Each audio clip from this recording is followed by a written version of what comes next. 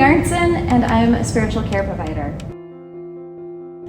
Lots of the nonprofit employees that I work with have lived experience in food insecurity, housing insecurity, incarceration, and so have barriers to a lot of tools and resources. So like now I have a couple contracts with some nonprofits in town specifically to do secondary trauma workshops where I am showing up with a spirituality lens where that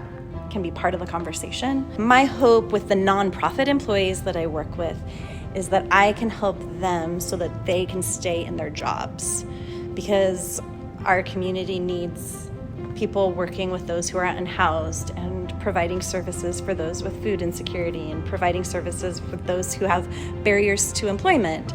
And I want all of those people to be able to do their jobs well,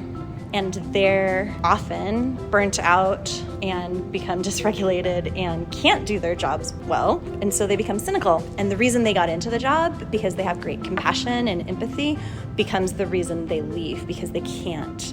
sustain that long term. And so I try to provide them a space where they can learn tools and resources to be able to live more integrated so they can stay in their work longer. I think one of the pieces is that I want them to be more congruent with who they are. I want there to be a connection,